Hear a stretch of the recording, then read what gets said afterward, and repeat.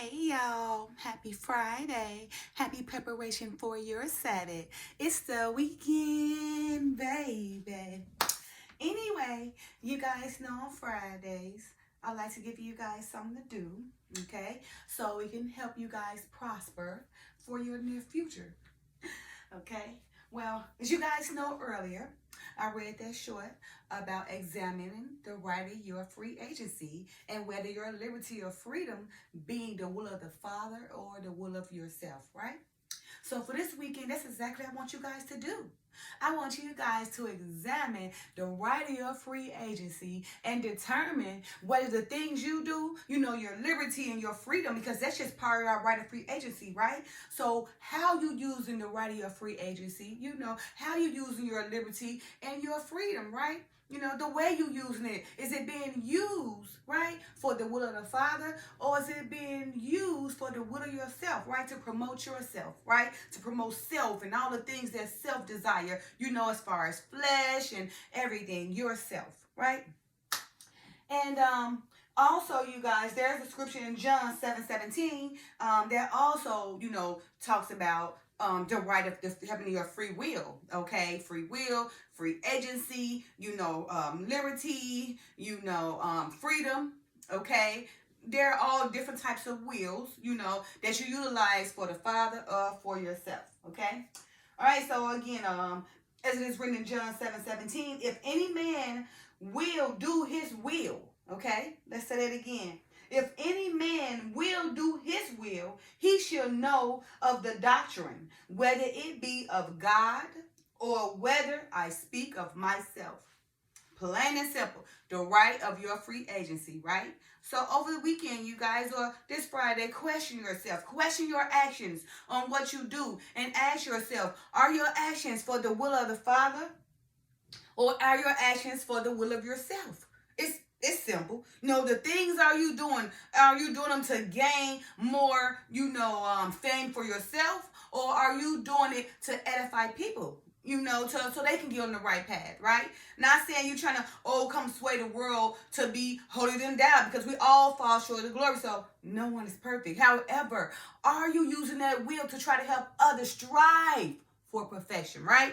Right? Because to be Christ-like is not to just be holding down. To be Christ-like is to strive for perfection, right? Strive for things that's going to help you live and not help you perish, okay? So again, ask yourself again, right? Are you using your right of free agency for the will of yourself or for the will of the Father? Examine your right of free agency, right? Because look, there's this guy, his name is Gerard Jacobs, right? And he wrote, this insert, and it's called "We Are Free Moral Agents," right? And I just thought I should read what he wrote, you guys. It's very edifying, okay? So listen up, right?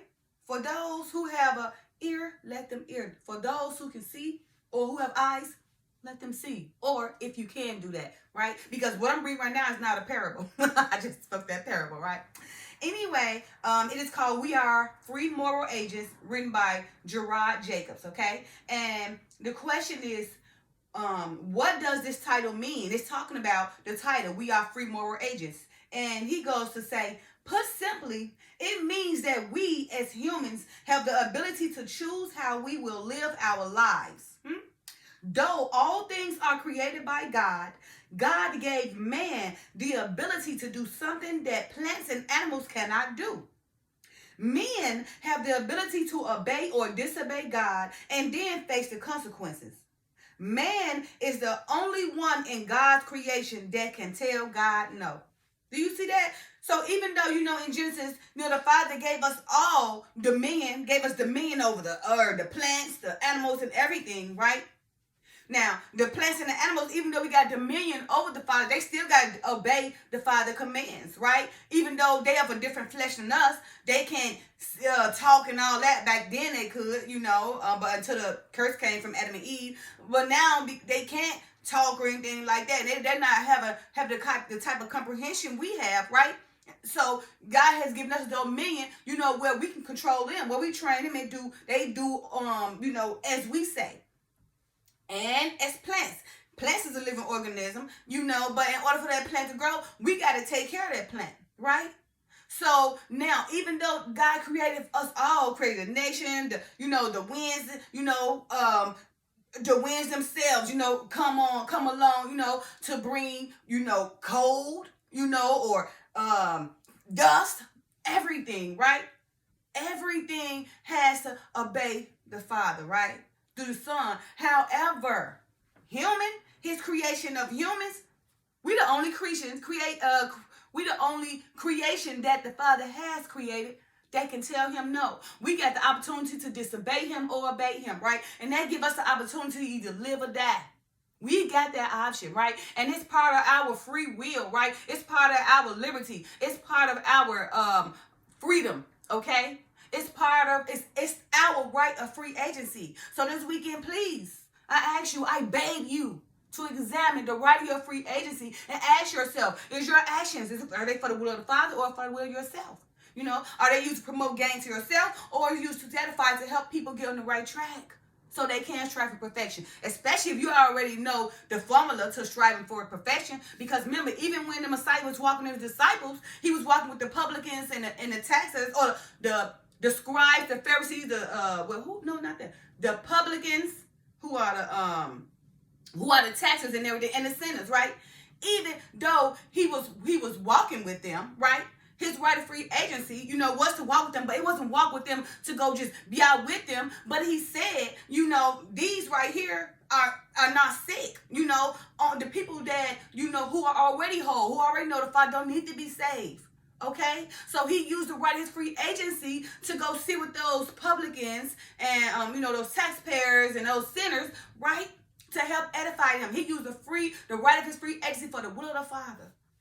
Okay, so, and you had those scribes and those Pharisees who came over there, right? When he was over there with those publicans and the sinners, sitting with them and eating with them, like, oh, you over here sitting over here with the sinners, but because he had the right of free agency to sit who he wanted to sit with, right? But he didn't judge him and everything, and he already knew the righteous people, the people who was already whole, they wanted why he ain't with the whole people or with the righteous people, because the righteous people are already saved. Those publicans, those sinners was the ones he needed to use his right of free agency to help edify them so they could strive for perfection, right? He was using their right of free agency for the will of the Father and not for himself, right?